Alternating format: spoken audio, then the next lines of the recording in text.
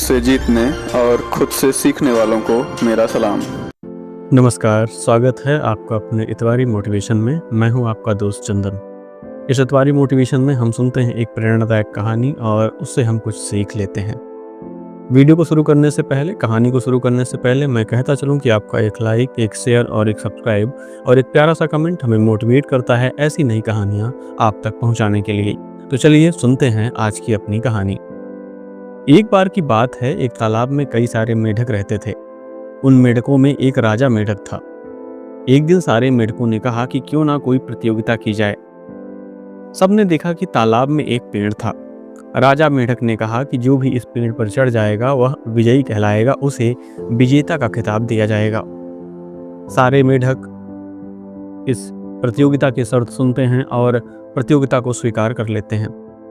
अगले दिन उस प्रतियोगिता का आयोजन किया गया। सभी मेढक प्रतियोगी के तौर पर तैयार थे।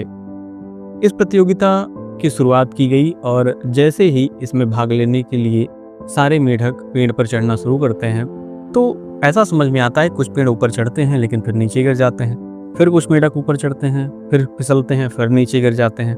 और इस बीच होता क्या है कि लगभग कुछ मेढक ऐसे होते हैं जिन्होंने हार मान ली कि भाई अब हम नहीं चढ़ पाएंगे, तो उन्होंने चढ़ना बंद कर दिया। लोग कह रहे थे तुम हार गए, तुम हार गए। परंतु उसके बाद भी कुछ मेढक ऐसे थे जो नहीं चढ़ पाए, लेकिन वह प्रयास कर रहे थे।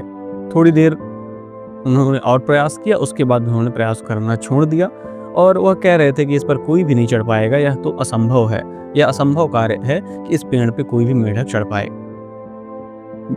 लेकिन कुछ मेढक अभी भी थे जो प्रयास कर रहे थे। लेकिन उन्होंने देखा कि जब सभी लोग ये कह रहे हैं कि नहीं, इस पेड़ पे कोई नहीं चढ़ पाएगा, असंभव है, यह हो ही नहीं सकता है, कोई मेढक ऐसा नहीं है, तो उन कुछ मेढकों ने भी प्रयास करना बंद कर दिया। परंतु एक मेढक ऐसा था जो लगातार प्रयास कर रहा था और अंततः लगातार प्रयास करने के उपरांत वह पेड़ पर चढ़ गया। साथी मेढकों ने तालियां बजाईं और बाद में जब उससे पूछा गया कि तुम कैसे इस पेड़ पर चढ़ गए, तो उसने कहा कि मुझे कुछ सुनाई नहीं देता है।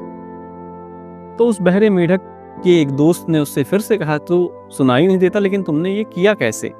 तो उसने कहा कि मुझे कुछ सुनाई नहीं दे रहा था और जब आप लोग कुछ बोल रहे थे तब मुझे ऐसा लग रहा था कि आप मुझे प्रोत्साहित कर रहे हैं और कह रहे हैं कि तुम कर सकते हो और केवल तुम ही हो जो यह काम कर सकते हो, और यह समझकर मैं इस पेड़ पर चढ़ गया। मेढक समाज ने उसे विजेता का खिताब दिया। राजा ने उसकी खूब तारीफ की और उसे पुरस्कृत भी किया। अब इस कहानी से हमें सीख क्या मिलती है, क्या सीखना चाहिए? तो हमें इस कहानी से सीखना चाहिए कि हमें सिर्फ अपने लक्ष्य पर केंद्रित होना चाहिए। हमें अपना लक्ष्य निश्चित करना होगा और उस पर अपना केंद्र बनाना होगा, उस पर हमें केंद्रित होना होगा। दुनिया, समाज, लोग क्या कहते हैं उस पर भी हमें बिल्कुल ध्यान नहीं देना होगा।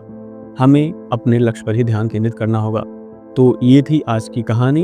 मैं उम्मीद करता हूँ कि आपको कहानी अच्छी लगी होगी और आप इस कहानी के माध्यम से अपने जीवन में कुछ विशेष जरूर करेंगे। चलिए, अच्छा है, अब आप एक प्यारा सा कमेंट कर सकते हैं, वीडियो को लाइक कर सकते हैं और चैनल को सब्सक्राइब भी जरूर करिए। मिलते हैं अगली वीडियो में। तब तक के लिए हंसते रहिए, मुस्कुराते रहिए और सुनते रहिए इतवारी मोटिवेशन। हम जरूर जीतेंगे। धन्यवाद।